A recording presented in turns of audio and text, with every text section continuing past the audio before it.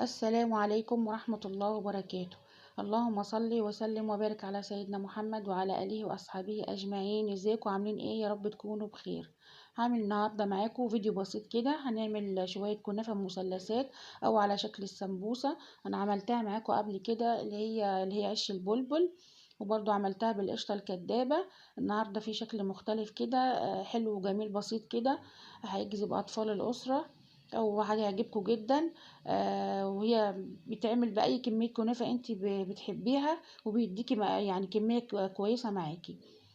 وطبعا الكنافة متوفرة طول السنة، وتعرفي تشكليها أي تشكيلة انت بتحبيها، وبتطلع معاكي بأشكال كويسة كده هتعجبك. بس يا ريت لو عجبكم الفيديو تدعمونا كده باللايك والشير والاشتراك في القناة. مقاديرها طبعا أي كمية كنافة، ده عبارة عن نص كيلو كنافة اهو، وكنت عيناه في التلاجة. مش شرط يكون معاكي يعني طازة، ولو كان طازة برضو هيسهل عليكي شوية، بس انا دي كنت مطلعاها من التلاجة وكانت حلوة برضو. وشوية سمنة وشوية مية هقول لكم ليه دلوقتي. وده سوداني كنت طحناه كده طحنة في الكبة. حطيت عليها طبعا شوية زبيب. بعد كده ضفت عليها شوية جوز هند. بتضيفي عليها اي مكسرات انتي بتحبيها، طبعا سوداني، بندق، اي حاجة. بعد كده بنحط طبعا عليها معلقتين سكر. لازم نسكر اللي هي المكسرات برضو، نديها معلقتين سكر عشان انا ما قطعتش الكنافه ولا حطيت عليها سكر مطحون. وادي نص معلقه قرفه، دي حسب الرغبه، بس القرفه مع السوداني بيدوا تيست عالي جدا في الكنافه. نقلب طبعا الخليط ده كله على بعضه. بوريكم يعني طحنها طحنه يعني ايه بسيطه كده في الكبه. لو انت عايزاه سوداني مجروش اكتر من كده ممكن تعمليه ناعم. اول حاجه اخدت معلقتين كده من الخلطه، احط عليها معلقتين سمنه او معلقه سمنه كده، واقلبهم في بعضهم علشان لما اجي احطهم في الكنافه ما تتفرفتش معايا، تبقى ايه الخلطه الجوانيه ماسكه بعضها. واخد قطعه كده من الكنافه بشكل طولي كده، كده زي ما انتوا شايفين بالطول، يعني كأنك بتلفي سمبوسه بالظبط. ممكن تسويها كده، سويتها كده بايديا وبالله كده شويه بالفرشه بشويه سمنه، عشان احنا مش حاطين عليها سمنة. طبعا لو حطينا عليها السمنة مش هنعرف نشكلها، هتمسك في بعضها مننا ومش هنعرف نشكلها. بليتها كده شوية بالفرشة، وابتديت احط عليها بقى خلطة المكسرات اهيت، ماسكة في بعضها اهيت عشان تبقى في القلب ما تخرجش منها. لميتها كده على ايديا، ابل ايدي والم الكنافة.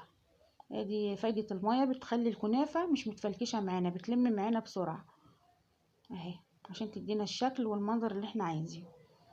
خليها تمسك في بعضها كده وتلزق في بعضها.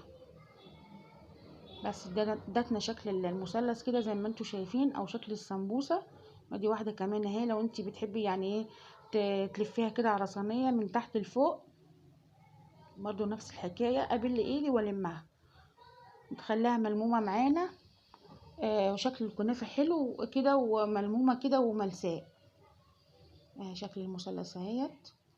وكمان الميه ما تخافيش منها، الميه بتديها قرشه حلوه كده لما بتحط عليها الشربات لما بتستوي. لفيتها معاكم كذا لفة اهي عشان اعرفك بس الفكرة.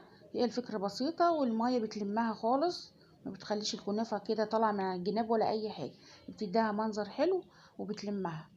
بقت بالمنظر اللي انتوا شايفينه ده. وادي السمنة كمان هنحطها على وشها اهيت، لازم نضيف لها كمان شوية سمنة بالطريقة دي. بعد كده بندخلها الفرن. وطبعا الشربات انا عملته معاكم قبل كده، شربات الكنافة بيبقى تقيل. ده عبارة عن كوبايتين سكر، هنضيف عليهم كوبايتين مية، وهنرفعهم مع بعض كده على النار. وفي بعد كده معلقة عسل جلوكوز هنحطها على الشربات لما يغلي كده، بعد دقيقة كده غلوة هنضيف عليها معلقة العسل الجلوكوز اهي. اضيفها معاكم اهي برضو، بتديله قوام حلو جدا، وبتبقى عسل الجلوكوز بيبقى نص نجاح الحلويات في الشربات اللي هو عسل الجلوكوز، بيديله طعم حلو جدا وقوام حلو جدا. بعد كده يا اما تضيفي عليها نص ليمونه، يا اما ذره ملح الليمون. حاجه بسيطه خالص، ما تكتريش ملح الليمون، حبه كده بين طرف ايديكي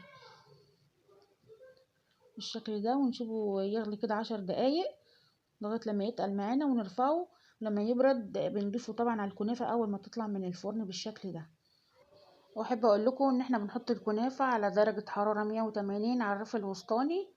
ما نعليش الفرن، او حسب الفرن بتاعك برضو ظبطي عشان يبقى شكلها حلو كده وواخده وش كويس. القرفه كانت مع سوداني مديه تيست عالي جدا، يا ريت تجربوها، كانت جميله جدا.